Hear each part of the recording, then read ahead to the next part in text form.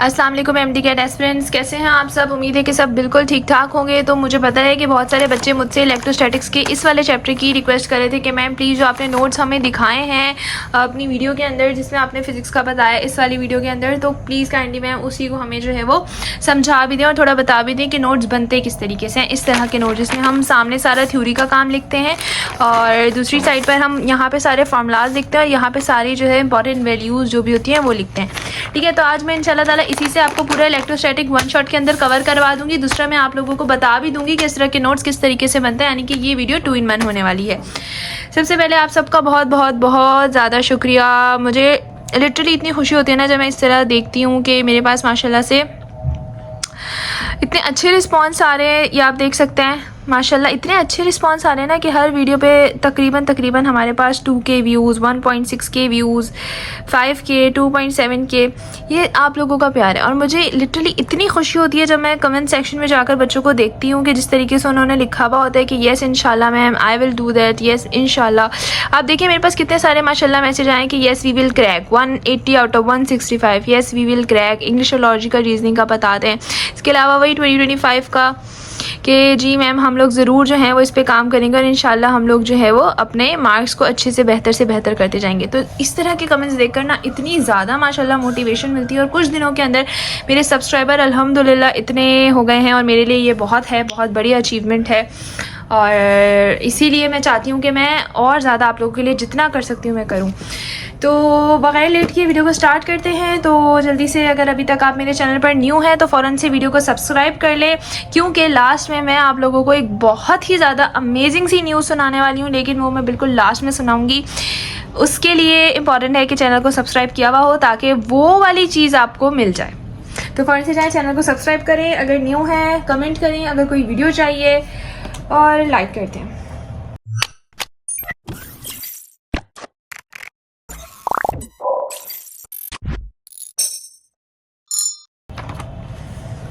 अच्छा जी, तो स्टार्ट करते हैं इलेक्ट्रोस्टैटिक का चैप्टर। तो सबसे पहले बच्चों मैं आप लोगों को जो चीज़ बताऊँ ना, तो मेरे पास शुरू में जो मैं अकेडमी से मैं जब पढ़ती थी तो अब मुझसे पूछेंगे मैम अपनी अकेडमी का नाम बता दें, मैम MBBS में आप क्या कर रही हैं, कौन से ईयर में हैं, कौन सी यूनिवर्सिटी में हैं। तो बच्चों मेरी बात सुनो, ये चीज़ें मैं अभी रिवील नहीं कर रही, लेकिन मैं आप लोगों को ये थोड़ी कह रही हूँ कि मैं कभी भी नहीं बताऊँगी। देखो अभी ना मैं चाहती हूँ कि मैं आप लोगों के MD कैट पर फोकस करूँ। अभी मुझे पता है मैंने अभी फिजिक्स की बहुत सारी चीज़ें आपको करवानी है, मुझे इंग्लिश लॉजिकल रीजनिंग आपको ज़्यादा से ज़्यादा करवाना है। तो बच्चों मैं चाहती हूँ मैं हर दिन, मेरे पास देखो इतना टाइम नहीं होता, मेरे पास सिर्फ इतना टाइम होता है कि मैं एक दिन में एक ही वीडियो बना सकती हूँ। तो इसलिए मैं चाहती हूँ वो वीडियो आप लोगों के लिए वो हो जो कि आपको काम आए। समझ आ रही है मेरी बात? मुझे उम्मीद है कि समझ आ रही होगी। मैं चाहती हूँ आप लोगों की वो चीज़ काम आए। एमी फजूल में अपना इंट्रो दे दूँ, क्या फ़ायदा है भाई उससे। हाँ मैं इंट्रो ज़रूर दूँगी, लेकिन अभी नहीं। इंशाल्लाह MD कैट के बाद मैं कंप्लीट अपनी स्ट्रगल, कंप्लीट अपनी वीडियो, मैंने गैप ईयर लिया था नहीं लिया था, तैयारी कौन से इंस्टीट्यूट से की, कैसे की, कितने मार्क्स आए, FSC matric, each and everything आप लोगों के साथ शेयर करूँगी। तो बिल्कुल फिक्र नहीं करें, बिल्कुल इस चीज़ से घबराएं नहीं, ठीक है। बस मुझे सपोर्ट करते रहे इंशाल्लाह ताला, जैसे आप लोग कर रहे हैं। बहुत बहुत शुक्रिया। तो देखिए जो मैं अकेडमी में पढ़ती थी तो मेरे सर ने जब मुझे नोट्स बनवाए थे तो वो कुछ इस तरीके से थे कि जैसे electric means electric charge, statics mean rest, और electric charge at rest electric field produce करता है। ठीक है, फिर इलेक्ट्रिक चार्ज के बारे में लिखवाया था, ये इंट्रिंसिक प्रॉपर्टी होती है, यानी कि मैटर पे डिपेंड करती है, और फिर इसकी एबिलिटी होती है। ये अब देखिए, अब ये आप पेजेस ज़रा काउंट करें, 1 2 3 4 5 6 7 8 9 10 11 12 13 14 15 16 17 18 19 20 21 22 23 24 25 26 27 28 29 30 31 32 33 34 35 36 37 38 13 40 41 40। अब देखिए ये 40 पेजेस की ईच एंड एवरीथिंग ना मैंने इस छोटे से पेपर पे उतार दी है सीरियसली, और ये पूरा वही रजिस्टर इसके ऊपर उतरा हुआ है। और आए चले अब हम वन शॉट लेक्चर्स इसमें से पढ़ने की कोशिश करते हैं। अब मैं आपको ज़रा बताती हूँ कि मैंने नोट किस तरीके से बनाए। देखिए वहाँ पे भी ये लिखा था electric charges red electricity produce करता है, और इलेक्ट्रिक चार्ज एक इंट्रिंसिक प्रॉपर्टी है। इंट्रिंसिक प्रॉपर्टी का मतलब है वो प्रॉपर्टी जो डिपेंड करे मैटर के ऊपर, और इलेक्ट्रिक चार्ज रिपेल भी कर सकता है और अट्रैक्ट भी कर सकता है। जितना ज़्यादा फ्री चार्ज होगा उतना ही ज़्यादा हमारे पास जो है वो अट्रैक्शन या रिपल्जन होगी। देखा आपने कि मैंने इतने सारे पॉइंट्स को कितने छोटी सी जगह में स्मॉल करके लिख दिया। तो बच्चों ये चीज़ें आप भी कर सकते हैं। अच्छा वैसे ना मैं अब इंशाल्लाह ताला ना हर चैप्टर की कोशिश करूँगी कि मैं ऐसे वन शॉट में आप लोगों के साथ वीडियो शेयर कर दूँ हर चैप्टर की, सही है। तो बिल्कुल भी आप लोगों ने फिक्र नहीं करनी, बस चैनल को सब्सक्राइब कर दें ताकि आपके पास नोटिफिकेशन आ जाए। अच्छा, उसके बाद हमारे पास जो चीज़ है वो लिखा है SI unit of charge Coulomb's. जो हमारे पास ऐसा यूनिट होता है ना चार्ज का, वो कूलम होता है, और कूलम को हम लोग A.S से भी शो कर रहे होते हैं। अच्छा, अब कुछ इंपॉर्टेंट बातें हैं कि इलेक्ट्रॉन J.J. थॉमसन जो था उसने डिस्कवर किया था, प्रोटॉन हमारे पास E.M.S. रदरफोर्ड ने किया था, न्यूट्रॉन हमारे पास James चैडविक ने किया था, और चार्ज ऑफ इलेक्ट्रॉन हमारे पास जो था वो N.M. मिलीकन ने किया था। फिर से रिपीट कर लो, मेरे साथ साथ याद करने की कोशिश करो ताकि आप लोगों को ना इस चीज़ को दोबारा ना देखना पड़े। Electron J.J. Thomson, proton E.M.S. Rutherford, neutron हमारे पास किया था जेम्स चैडविक, और चार्ज ऑफ इलेक्ट्रॉन हमारे पास N.V. मिलीकन ने बताया था। अब देखो, जो हमारे पास लाइक चार्जेस होते हैं ना वो हमेशा एक दूसरे को रिपेल करते हैं। लाइक चार्जेस कौन से होते हैं? पॉजिटिव पॉजिटिव हो गए, नेगेटिव नेगेटिव हो गए। आपको पता है अगर दो पॉजिटिव चार्जेस होंगे वो एक दूसरे को रिपेल करेंगे, और दो नेगेटिव नेगेटिव होंगे तब भी रिपेल। एक पॉजिटिव एक नेगेटिव, क्या होगा? अट्रैक्शन होगी। तो यहाँ पे ये बात लिखिए, अट्रैक्ट करेगा हमारे पास अगर वो अनलाइक है, और अगर लाइक है तो रिपेल करेगा।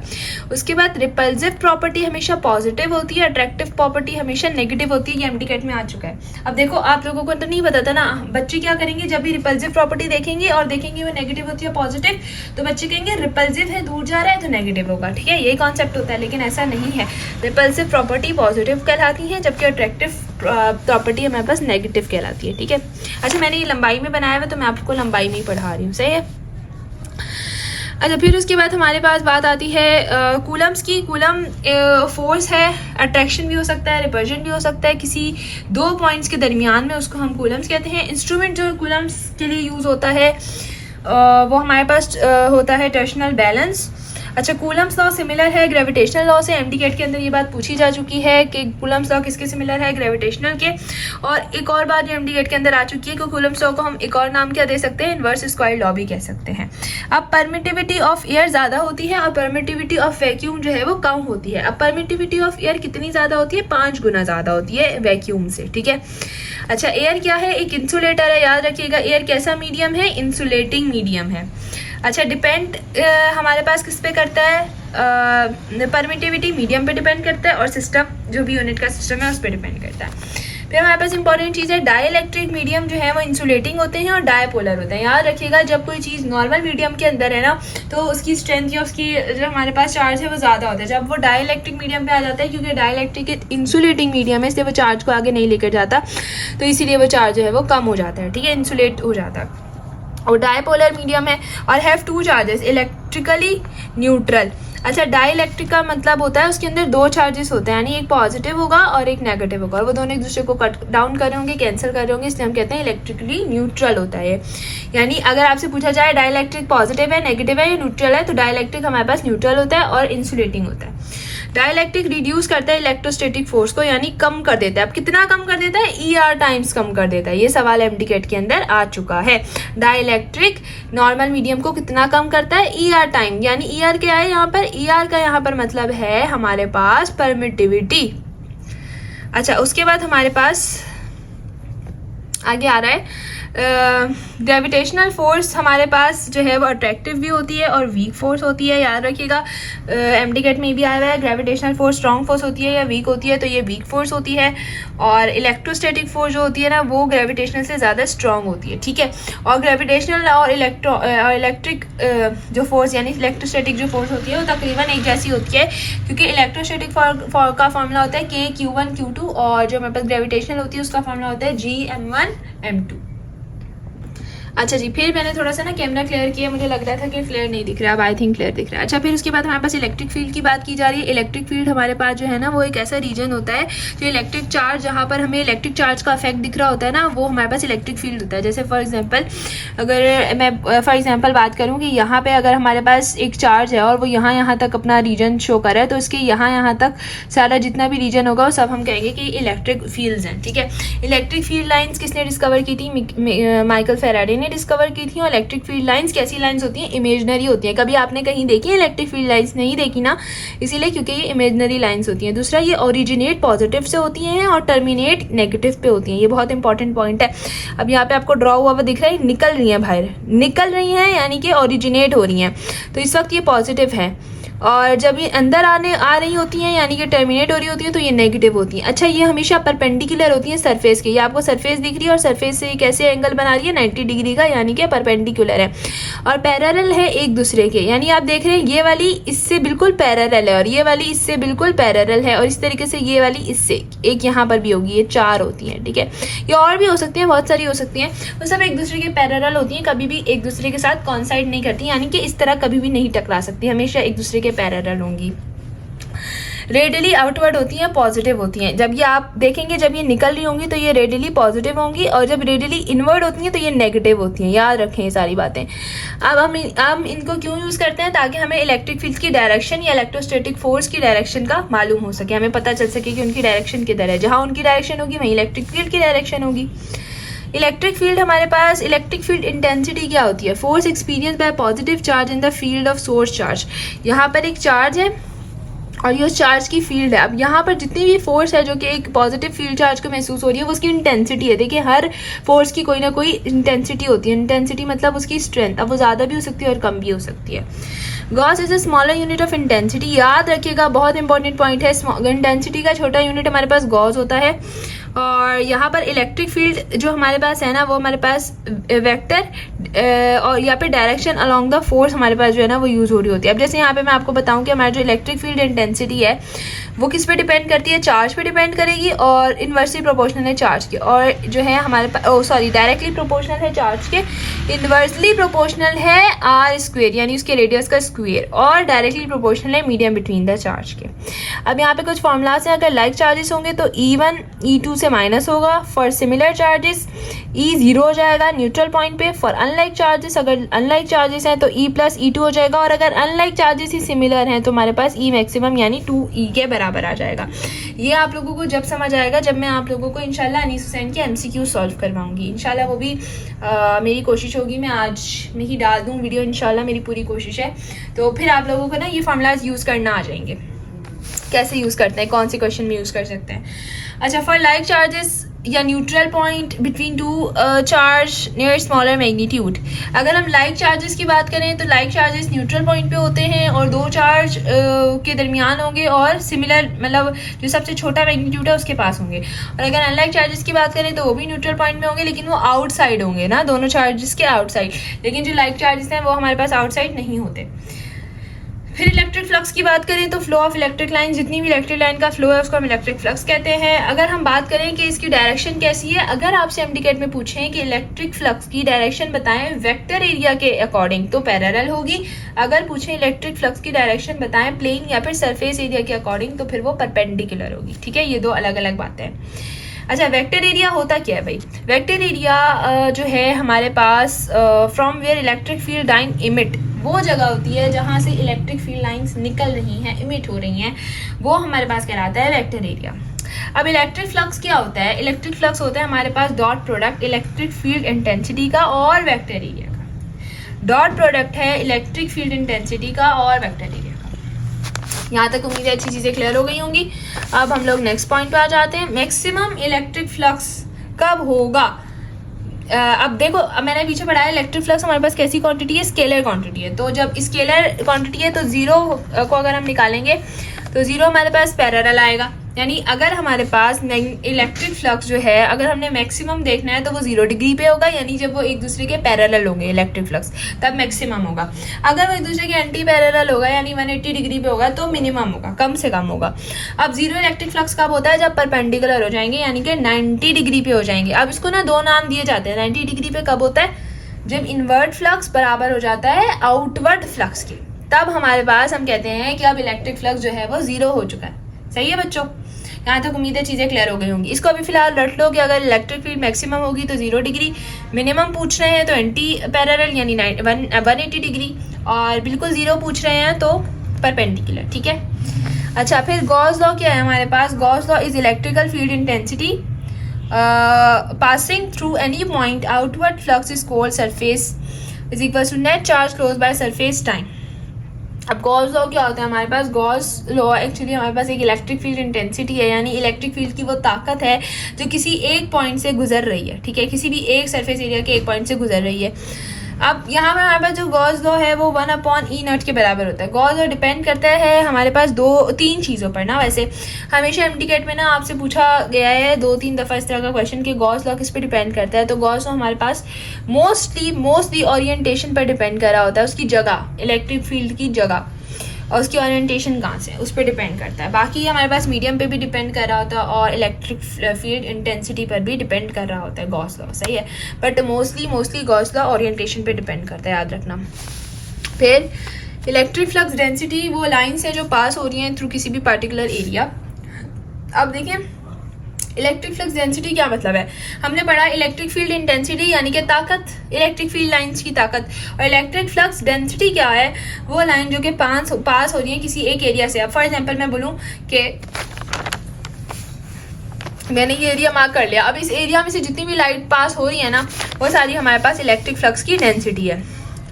और surface charge density is equal to net charge enclosed per unit area. अब सरफेस चार्ज डेंसिटी क्या होता है, वो नेट चार्ज जो कि किसी हम एक खास एरिया के अंदर निकाल रहे हैं उसको हम कहेंगे सरफेस चार्ज डेंसिटी, किसी एक सरफेस पे निकाल रहे हैं। Electric field outside the charge कितनी होती है, ये हमारे पास लिखा है। Electric field at the centre inside the charge is 0। याद रखिएगा 2-3 बातें यहाँ पर बहुत इंपॉर्टेंट हैं जो आप लोग को याद रखनी है। अब हम जब भी गॉस लॉ पढ़ते हैं ना तो हम उसके काफ़ी ज़्यादा केसेस पढ़ते हैं, तो समझे ये वही केसेस हैं जिसमें हमें बता रहे हैं कि इलेक्ट्रिक फील्ड हमारे पास ऑपोजिट होगी तो क्या होगा, इलेक्ट्रिक फील्ड थिन शीट में होगी तो क्या होगा, electric field outside the charge क्या होगा। तो इस बारे में बता रहे हैं। सबसे पहले इलेक्ट्रिक फील्ड अगर आउटसाइड द चार्ज होगी तो वो हमारे पास इसके बराबर है, ठीक है। अगर हमारे पास इलेक्ट्रिक फील्ड सेंटर में है तो वो 0 है। अगर इलेक्ट्रिक फील्ड किसी हम थिन शीट पे निकाल रहे हैं और वो थिन शीट कैसी है कि वो जो है वो हमारे पास इन्फिनाइट उसके अंदर चार्ज है, मतलब बहुत ज़्यादा, और इंसुलेटिंग प्लेन है, बिल्कुल इंसुलेटर है, और चार्ज स्टेशनरी है तो बहुत ज़्यादा लेकिन स्टेशनरी है, तो वो हमारे पास E is equals to 2E0 यानी एप्सिलॉन नॉट जिसे हम कहते हैं ना, जो हमारे पास यूज़ होता है। मैं आपको इसकी वैल्यू भी बताऊंगी, ठीक है। अच्छा, वेक्टर फॉर्म हमारे पास r के बराबर है और इसको हम यूनिट वेक्टर भी कह सकते हैं। और अगर हम वेक्टर में आपको इसकी वैल्यू दिखाए तो वो हमारे पास पाई 2E0 r² बनेगा, ठीक है, directed away from the positive. अब याद रखिएगा कि जो इलेक्ट्रिक फील्ड्स हमारे पास होती हैं जो कि थिन शीट में, वो हमेशा हमारे पास अवे द पॉजिटिव यानी पॉजिटिव से हमेशा दूर जाती हैं। अच्छा, फिर हम लोग बात करें इलेक्ट्रिक फील्ड की ऑपोजिटली चार्ज पैरेलल प्लेट्स। अब समझिए 2 प्लेट्स हैं, एक पॉजिटिव है और एक नेगेटिव है, यानी ऑपोजिट चार्ज है और दोनों हमारे पास जो है वो पैरेलल हैं एक दूसरे के। अब यहाँ पर हमारे पास जो है वो डेंसिटी सेम होगी अगर area of the charge constant हुआ, यानी इसमें और इसमें अगर चार्जेस कांस्टेंट हुए तो डेंसिटी सेम होगी। अब यहाँ पे जो बीच में इनकी स्ट्रेट लाइन बनेगी ना, तो वो स्ट्रेट लाइन हमें शो करेगी कि इनकी जो फील्ड है वो बहुत ज़्यादा स्ट्रॉन्ग है। अब ये ना चीज़ मैं आपको थोड़ी सी ड्रॉ करके समझाती हूँ। यहाँ पर इधर ड्रॉ कर लेता हूँ। जैसे समझे ये हमारे पास 2 शीट्स इन्होंने बनाई हैं, ठीक है। एक हमारे पास पॉजिटिव की शीट है और एक हमारे पास नेगेटिव की शीट है। अब अगर तो इनके बीच में इस तरह की स्ट्रेट लाइन बनी है ना, यानी कि फील्ड बहुत स्ट्रॉन्ग है। लेकिन अगर लाइन कुछ ऐसे बन रही है, अब यहाँ पे आपको थोड़ा सा कर्व दिख रहा है, बल्जिंग, इसको हम नाम देते हैं बल्जिंग का। तो अगर आपको बल्जिंग लाइन शो रही है मतलब कि फिर वीक फील्ड है। और अब इस बल्जिंग लाइन को अवॉइड करने के लिए हम क्या करेंगे कि इसकी लेंथ को इन्फिनाइट कर देंगे। अगर हम रॉड्स की लेंथ को इन्फिनाइट कर देंगे, इसको बड़ा कर देंगे, तो फिर बल्जिंग फील्ड भी ख़त्म हो जाएगी और ये बिल्कुल स्ट्रेट हो जाएंगी, ठीक है। तो ये हम बल्जिंग फील्ड को हटाने के लिए करते हैं। अब वापस से वही बात, जो अनलाइक चार्जेस हैं वो एक दूसरे को अट्रैक्ट करते हैं और जो लाइक चार्जेस हैं वो एक दूसरे को रिपेल करते हैं। इसके अंदर भी, इस केस में भी, इलेक्ट्रिक फील्ड के केसेस में भी। अब हम इलेक्ट्रिक पोटेंशियल की बात करते हैं। इलेक्ट्रिक पोटेंशियल मतलब होता है वोल्टेज।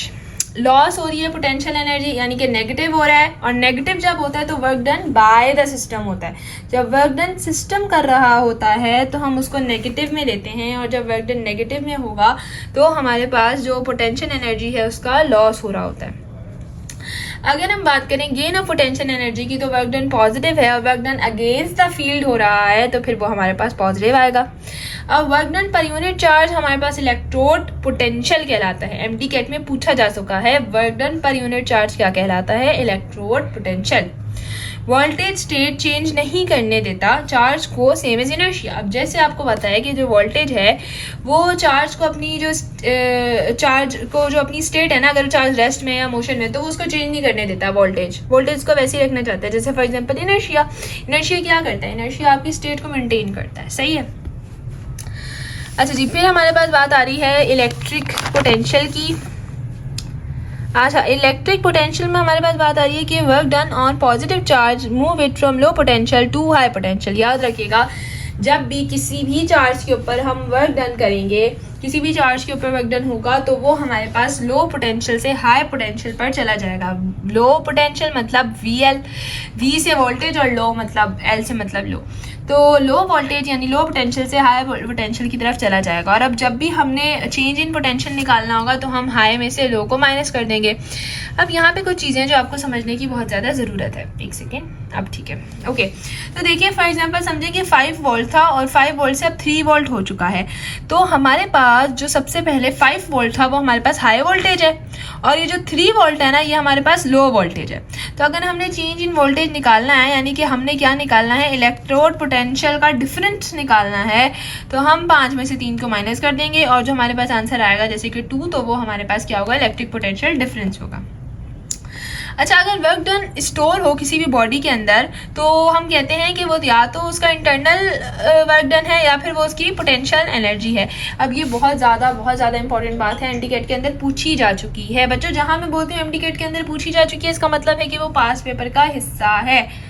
तो यहाँ पे मैं आपसे बात कर रही हूँ कि वर्क डन जो है वो किसी भी बॉडी के अंदर अगर वो स्टोर फॉर्म में यूज़ नहीं हो रहा, स्टोर हुआ है, या तो वो उस बॉडी की इंटरनल एनर्जी कहलाएगी या फिर वो उस बॉडी की पोटेंशियल एनर्जी कहलाएगी। इलेक्ट्रिक पोटेंशियल एनर्जी जो होती है वो हम कहते हैं product of charge and voltage. जब भी हम चार्ज और वोल्टेज Q0 और वोल्टेज का प्रोडक्ट निकालेंगे, मल्टीप्लाई करेंगे, तो हम कहेंगे इसकी इलेक्ट्रिक पोटेंशियल एनर्जी, या फिर हम इसको इलेक्ट्रिक इंटरनल एनर्जी का नाम भी दे सकते हैं। ठीक है, अच्छा जी। अब हम बात करते हैं यहाँ पर एब्सोल्यूट इलेक्ट्रिक पोटेंशियल। हमारे पास एब्सोल्यूट इलेक्ट्रिक पोटेंशियल कब होता है, जब हमारे पास आर्बिटरी पॉइंट हो, यानी कि इन्फिनिटी पॉइंट हो, या फिर वर्क डन 0 के बराबर हो, या फिर पोटेंशियल एनर्जी 0 के बराबर हो। जब भी हमारे पास इस तरह के केसेस होंगे तो हम कहेंगे कि इलेक्ट्रिक पोटेंशियल एब्सोल्यूट पॉइंट पर है। अब हमारे पास आर्बिटरी पॉइंट क्या होते हैं, वो पॉइंट जो बहुत दूर है उस फील्ड से, यानी इन्फिनाइट पर मौजूद है। अच्छा, work done by positive charge from infinity. जब भी हमारे पास वर्क डन पॉजिटिव चार्ज करेगा तो वो इन्फिनिटी पे करेगा और वो हमारे पास पोटेंशियल एनर्जी को जीरो कर देगा। ठीक है, the field the field high, अच्छा वो फील्ड जब हाई पोटेंशियल होगी। अब यहाँ पर आपको दिखाने कि जो हमारे पास इलेक्ट्रिक पोटेंशियल है वो डायरेक्टली प्रोपोर्शनल है चार्ज के और इन्वर्सली प्रोपोर्शनल है आर के, वही जैसे हमारे पास इलेक्ट्रिक फील्ड है, और डायरेक्टली प्रोपोर्शनल है मीडियम के। अब जो डाइलेक्ट्रिक मीडियम होता है वो हमारे पास इलेक्ट्रिक पोटेंशियल को भी क्या कर देता है, डिक्रीज कर देता है। क्यों? क्योंकि डाइलेक्ट्रिक मीडियम जो है वो एक्चुअली हमारे पास इंसुलेटिंग मीडियम कहलाता है ना, इसलिए। ठीक है, अच्छा जी। फिर हमारे पास आ रहा है इक्वो पोटेंशियल सरफेस। अब इक्वो पोटेंशियल सरफेस क्या होती है, एक ऐसी सरफेस जहाँ पे पोटेंशियल डिफरेंस ना हर पॉइंट पे सेम है। जैसे फॉर एग्जांपल अगर मैंने ये सरफेस बनाई है ना, तो मैं किसी भी पॉइंट पे अगर इधर यहाँ पर इसके अंदर किसी भी पॉइंट में पोटेंशियल डिफरेंस निकालूंगी तो वो बिल्कुल सेम आएगा। तो ऐसी सरफेस को हम इक्वो पोटेंशियल सरफेस कहते हैं, यानी उसका पोटेंशियल बिल्कुल उसके इक्वल आएगा। सही है। अच्छा, फिर उसके बाद आ रहा है कि अगर हमारे पास कहाँ गया, इफ पोटेंशियल डिफरेंस इज 0 तो वर्क डन भी क्या हो जाएगा, 0 हो जाएगा। और अगर चेंज इन वर्क डन 0 होगा तो इसका मतलब है कि ये फील्ड कैसी है, कंजर्वेटिव है। अब इन सारी चीज़ों को अच्छे से याद रखना है। अगर पोटेंशियल डिफरेंस 0 तो चेंज इन वर्क भी 0, और चेंज इन वर्क 0 यानी कि फील्ड कौन सी है, कंजर्वेटिव फील्ड है। If all the points are perpendicular to the field they have equal potential. अब याद रखिएगा इक्वल पोटेंशियल आता कब है, इक्वल पोटेंशियल का मतलब जहां सारी पोटेंशियल इक्वल हो, जब सारे पॉइंट उस फील्ड के परपेंडिकुलर हो जाएंगे, उस फील्ड के, इसका मतलब है वहां पर इक्वल पोटेंशियल कायम हो रही है। अब ये ना मैं थोड़ी डायग्राम से आपको समझाऊंगी, बहुत करीब करके समझा दूँ ताकि चीज़ें अच्छे से क्लियरली होकर आप लोगों को समझ आती रहें। तो इसको ज़रा ध्यान से समझिएगा, ये इंपॉर्टेंट पॉइंट है। अच्छा देखें, यहाँ पर हमारे पास ना ये आपको ना फील्ड लाइंस दिख रही हैं। ठीक है, यहाँ पे फील्ड लाइंस दिख रही हैं। अब यहाँ पे आपको एक इलेक्ट्रिक पोटेंशियल दिख रहा है, एक यहाँ पे, एक यहाँ पे, एक यहाँ पे और एक यहाँ पे। अब हम इन सबको समझते हैं कि यहाँ पे कहाँ इक्वल पोटेंशियल कायम हो रहा है, कहाँ कम है, कहाँ ज़्यादा है। तो ये देखें, यहाँ पे हमारे पास चार्जेस हैं, ये सारे हमारे पास जो ब्लू लाइन है ना, ये ब्लू लाइन हमारे पास चार्जेस की लाइन है। अब एक इक्वल पोटेंशियल यहाँ पर है, तो ये तो बिल्कुल ही चार्जेस से आउट है, फील्ड से भी आउट है, तो इसलिए आउट ऑफ फील्ड है, तो इसमें इक्वल पोटेंशियल बिल्कुल, इक्वल पोटेंशियल कह रही, पोटेंशियल कैसा होगा, 0 होगा। अब इसको देखें, ये हमारे पास फील्ड से थोड़ा सा दूर है और ये वाला जो पॉइंट है ये फील्ड से थोड़ा सा करीब है, तो पॉइंट जो करीब है वो हाई वोल्टेज का होगा, जो पॉइंट नियर है वो हाई वोल्टेज का होगा, और जो पॉइंट थोड़ा दूर है वो लो, लेकिन बिल्कुल आउट नहीं है इसकी तरह, थोड़ा सा बस दूर है तो वो लो वोल्टेज का होगा। और जो पॉइंट बिल्कुल परपेंडिकुलर आ रहे होंगे, देखिए ये फील्ड है ना, ये फील्ड हमारे पास जा रही है, अब इसके बिल्कुल क्या है, परपेंडिकुलर आ रहे हैं ये वाले, तो ये दोनों पॉइंट जो कि बिल्कुल परपेंडिकुलर आ रहे होंगे, तो वो पॉइंट जो परपेंडिकुलर आ रहे होते हैं वो हमारे पास क्या कहला रहे होते हैं, इक्वो पोटेंशियल। ठीक है, अब आई मीन क्लियर हो चुका होगा आपको कि इक्वो पोटेंशियल कहाँ से क्यों हो रहा है या किस सेंस के अंदर हो रहा है। ठीक है, इसको थोड़ा सा वापस से जूम ही करिए, थोड़ा पीछे करिए ताकि क्लियरली चीज़ें नजर आ जाए। ओके ठीक है, अच्छा अब हमारे पास बात आ रही है इलेक्ट्रॉन पोटेंशियल की। Kinetic energy passes by electron to move from low voltage to high voltage. अब अगर इलेक्ट्रॉन पोटेंशियल क्या होता है, यानी कि इलेक्ट्रॉन का पोटेंशियल, इलेक्ट्रॉन का लो एनर्जी से हाई एनर्जी तक जाना, 1 वोल्ट के एनर्जी का लो से हाई पे जाना काइनेटिक एनर्जी के जरिए, इसको हम कह रहे होते हैं इलेक्ट्रॉन पोटेंशियल। काइनेटिक एनर्जी बराबर होती है EVO के। अब EVO क्या है, E मतलब चार्ज और VO मतलब करंट, इलेक्ट्रिक पोटेंशियल के बराबर होती है। ठीक है, अच्छा फिर इसके बाद हमारे पास यहाँ पे पॉइंट आते हैं इलेक्ट्रिक पोटेंशियल ग्रेडियंट किसे कहते हैं, rate of decreasing in electric potential on charge move. जैसे जैसे चार्ज मूव हो रहा है, अगर इलेक्ट्रिक पोटेंशियल गिरता जाएगा तो हम कहेंगे इलेक्ट्रिक पोटेंशियल ग्रेडियंट जो है वो कम होता जा रहा है। इलेक्ट्रिक पोटेंशियल ग्रेडियंट क्या मतलब हुआ, इलेक्ट्रिक मतलब के वो चार्ज और पोटेंशियल मतलब के वोल्टेज, तो वोल्टेज और चार्ज का जब भी हमारे पास कहीं कनेक्शन आएगा तो इसको हम इलेक्ट्रिक पोटेंशियल ग्रेडियंट के नाम से जानेंगे। अच्छा पोटेंशियल अगर हम निकालें on charge move along electric field, वो चार्ज जो इलेक्ट्रिक फील्ड के साथ मूव कर रहा है अलोंग द इलेक्ट्रिक फील्ड यानी पैरेलली, तो हम उसको चेंज इन V से जो है ना वो मेंशन कर रहे होते हैं। अब यहाँ पर हमारे पास दो, हमें यहाँ पे स्लोप के बारे में बता रहे हैं कि अगर हमारे पास VR का स्लोप बनेगा, ग्राफ बनेगा, तो वो हमारे पास क्या बताएगा, हमें इलेक्ट्रिक फील्ड इंटेंसिटी के बारे में बताएगा। और negative time electric potential gradient electric field intensity. अच्छा हमारे पास अगर हम बोलेंगे नेगेटिव टाइम इलेक्ट्रिक पोटेंशियल है, यानी कि इलेक्ट्रिक पोटेंशियल कम हो रहा है, नेगेटिव है यानी कि इलेक्ट्रिक फील्ड कम हो रही है, जाहिर सी बात है इलेक्ट्रिक फील्ड इंटेंसिटी भी क्या है, उसकी स्ट्रेंथ है। अच्छा अब हम लोग ना कैपेसिटर्स की बात करते हैं। कैपेसिटर क्या होता है, कितनी टाइप के होते हैं, ये वाली सारी चीज़ें भी इंपॉर्टेंट है। और बच्चों कैपेसिटर में ना जो सबसे इंपॉर्टेंट वाले हैं ना वो यहाँ पे ये 2 हैं पॉइंट्स जो अभी मैं आपको पढ़ाऊंगी ना, ये सबसे इंपॉर्टेंट है कैपेसिटर्स के पॉइंट। ठीक है, अच्छा जी, तो हम थे यहाँ पर, ओके नहीं यहाँ पर थे, आई थिंक नहीं इधर ही थे। भाई लिखा हुआ इतना छोटा, मैं भी आपको यूँ करके दिखाऊँ तो आप लोग कहेंगे अच्छा मिस आप सही कंफ्यूज हो रही है, मिस बनता है आपका कंफ्यूज होना है। देखिए ये इतना बड़ा लिखा है कि फिर मैं ना कंफ्यूज जाती हूँ। अच्छा खैर हम कैपेसिटर्स पर थे, इसको थोड़ा सा करीब कर लेते हैं ताकि आपको एक क्लियरली नजर आ जाए। अच्छा कैपेसिटर हमारे पास होता है किसी भी इलेक्ट्रिक चार्ज का किसी जगह स्टोर होना, किसी भी इलेक्ट्रिक पोटेंशियल एनर्जी का किसी भी जगह स्टोर हो जाना, हमारे पास उसको कैपेसिटिंग कहलाता है। अच्छा जी, फिर हमारे पास बात आती है कि Q is equals to CV, यानी C का मतलब है यहाँ कैपेसिटेंस ऑफ अ कैपेसिटर।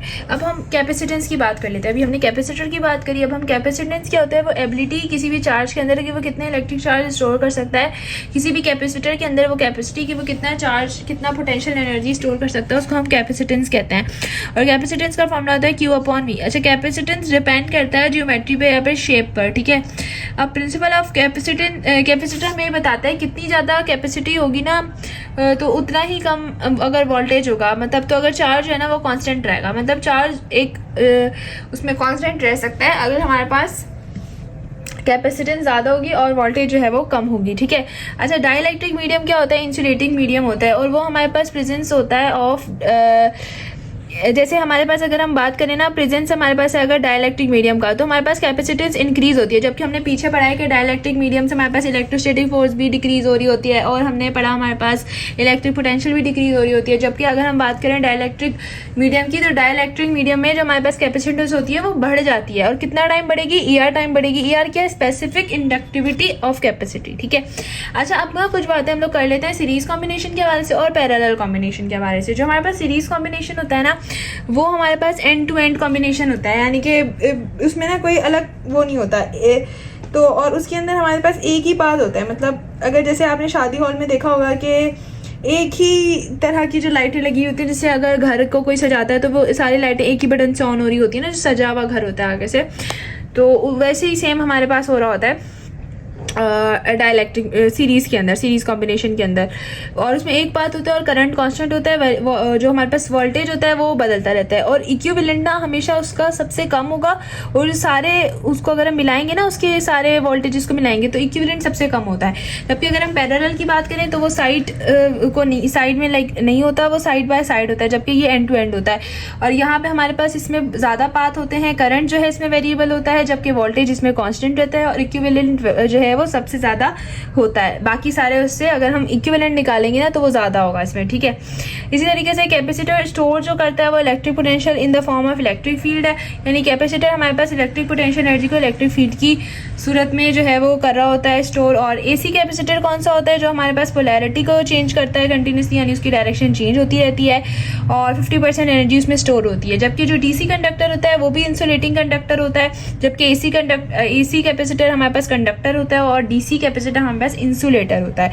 और ये हमारे पास डायरेक्शन को कंटिन्यूसली चेंज जो है वो करता है। और यहाँ पर हमारे पास लिखा है कि ये हमारे पास ओपन सर्किट होता है। जो एसी होता है ना वो अपनी डायरेक्शन को जो है ना वो चेंज नहीं कर रहा होता।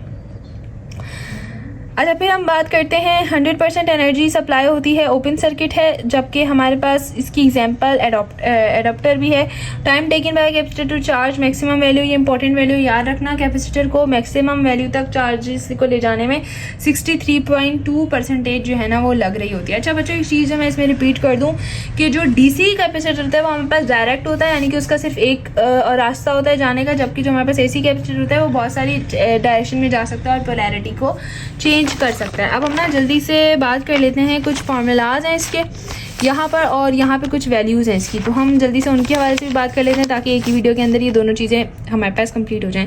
चार्ज का फार्मूला होता है NE, यानी नंबर ऑफ चार्जेस, और E मतलब जो हमारे पास इलेक्ट्रॉन होता है, और इलेक्ट्रॉन की वैल्यू हमारे पास होती है 1.6 एक्सपोनेंट 10 की पावर -19 कूलम।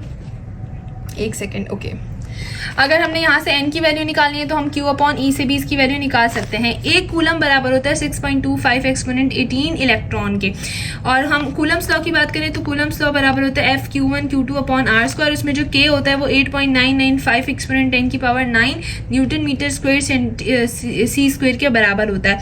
अब यहाँ पर हमारे पास नीचे K की, अगर हम सिर्फ K की वैल्यू निकालें तो K होता है 4π/E0। E0 का मतलब है परमिटिविटी ऑफ फ्री स्पेस या फिर एब्सोल्यूट परमिटिविटी, और इसकी हमारे पास वैल्यू होती है 8.85 एक्सपोनेंट 10 की पावर -12 C स्क्वायर, यानी कि कूलम स्क्वायर और न्यूटन मीटर स्क्वायर। अगर हम एयर में बात करें तो एयर में हमारे पास रिलेटिव परमिटिविटी होती है। देखिए, दो परमिटिविटी होती है, E0 और ER। E0 हमारे पास होती है परमिटिविटी ऑफ फ्री स्पेस, और ER हमारे पास होती है रिलेटिव परमिटिविटी, या फिर डाइलेक्ट्रिक कांस्टेंट भी कहते हैं हम ER को। तो ER जो हमारे पास होता है ना वो हमेशा हमारे पास जो है वो 1.006 होगा, लेकिन एयर के अंदर। लेकिन अगर हम डाइलेक्ट्रिक की बात करें तो वो हमारे पास जो है ना वो 1 से हमेशा ज़्यादा होगा, लेकिन 10 तक होगा। अच्छा, फिर अगर हम बात करें यहाँ पर, अगर हम दो चीज़ों को कंपेयर करें, इलेक्ट्रोस्टैटिक फोर्स को और ग्रेविटेशनल फोर्स को, तो इलेक्ट्रोस्टैटिक फोर्स जो है ना वो हमारे पास जो है वो ज़्यादा होती है, ग्रेविटेशनल फोर्स जो है वो कम होती है। और इलेक्ट्रोस्टैटिक फोर्स हमारे पास 2.3 एक्सपोनेंट 1039 होती है ग्रेविटेशनल फोर्स के।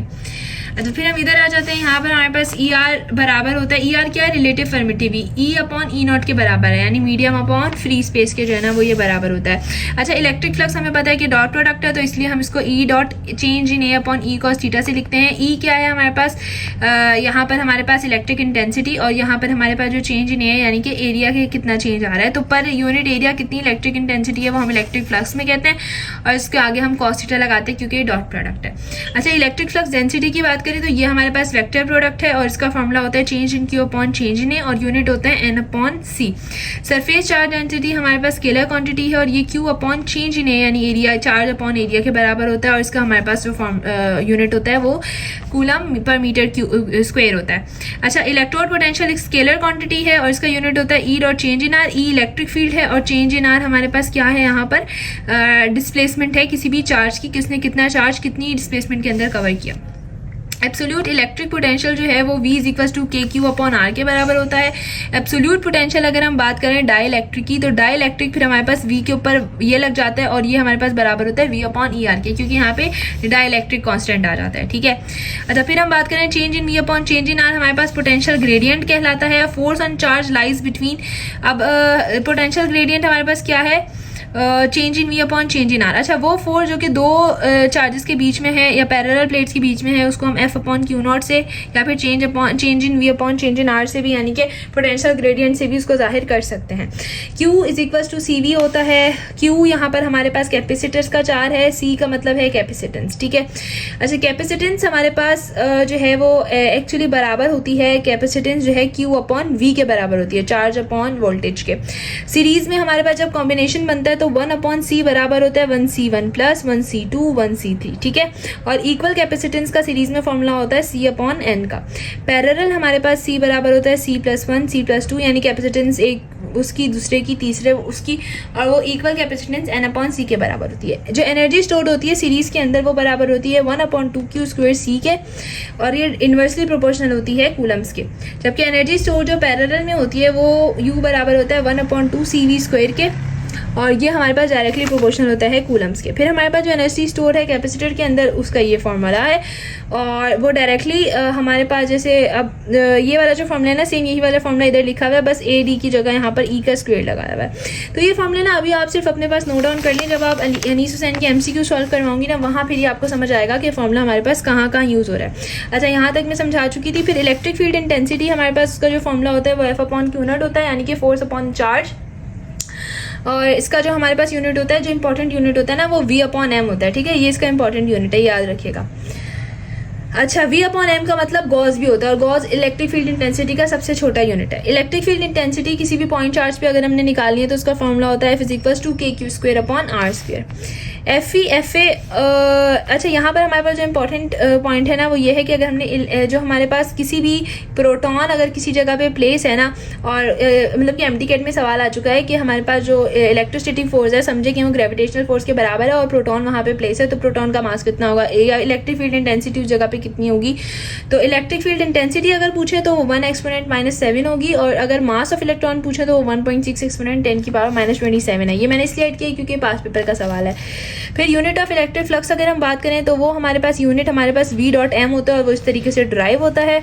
ऐसा यूनिट इलेक्ट्रोड पोटेंशियल हमारे पास का जो ऐसा यूनिट है वो हमारे पास J अपॉन C है, ठीक है। और यहाँ पर इलेक्ट्रिक पोटेंशियल जो हमारे पास है उसका फॉर्मूला क्या होता है, इलेक्ट्रिक पोटेंशियल एनर्जी या इलेक्ट्रिक इंटरनल एनर्जी। बच्चों पीछे मैंने आपको बताया ये वो एनर्जी होती है जो किसी बॉडी के अंदर स्टोर होती है, तो वो हमारे पास चार्ज और वोल्टेज के मतलब कि चार्ज और पोटेंशियल डिफरेंस के का प्रोडक्ट होती है, ठीक है।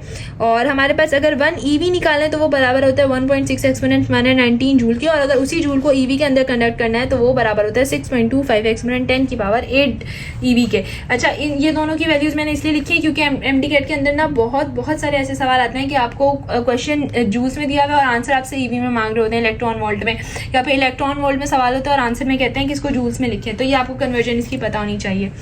अच्छा, ऐसा यूनिट ऑफ कैपेसिटेंस क्या होता है, C अपॉन V यानी कि फेराड है। C अपॉन V हमारे पास कैपेसिटेंस का फॉर्मूला है, और इसकी जो हमारे पास यूनिट है वो फेराड है। अच्छा, अगर हमारे पास स्फेरिकल कैपेसिटर होगा तो उसकी डायमीटर की बात करें तो वो इस तरीके से हम लोग लिखते हैं कि इसका कैपेसिटेंस जो होता है वो बराबर होता है 4 पाई E0 D के, और हमारे पास जो है ना यहाँ पर अगर हम पैरेलल कैपेसिटर की बात करें तो C is equals to AE0 upon D, यानी ये हमारे पास जो है ना थोड़ा सा फर्क है इसके अंदर। अच्छा, कैपेसिटेंस हमारे पास डायरेक्टली प्रोपोर्शनल है एरिया के, इन्वर्सली डायमीटर के और इन्वर्सली ही V के। अब क्या मतलब है, अच्छा अगर हमारे पास डाइलेक्ट्रिक मीडियम होना तो जितना कम हमारे पास वोल्टेज होगा उतना ही कम फोर्स होगा और उतना ही ज़्यादा कैपेसिटेंस होगा। डाइलेक्ट्रिक मीडियम में कैपेसिटेंस हमेशा ज़्यादा होता है क्योंकि फोर्स हमेशा कम होती है, ठीक है। अच्छा, फिर उसके बाद हमारे पास यहाँ पर ER मतलब डाइलेक्ट्रिक कांस्टेंट। अच्छा, अकॉर्डिंग टू द बुक ना ER यानी ये जो डाइलेक्ट्रिक कांस्टेंट है वो C अपॉन C0 के बराबर है, यानी डाइलेक्ट्रिक अपॉन फ्री स्पेस के कैपेसिटेंस के बराबर है। ये हमारे पास डाइलेक्ट्रिक की कैपेसिटेंस है और ये फ्री स्पेस की कैपेसिटेंस है, तो इसके बराबर है।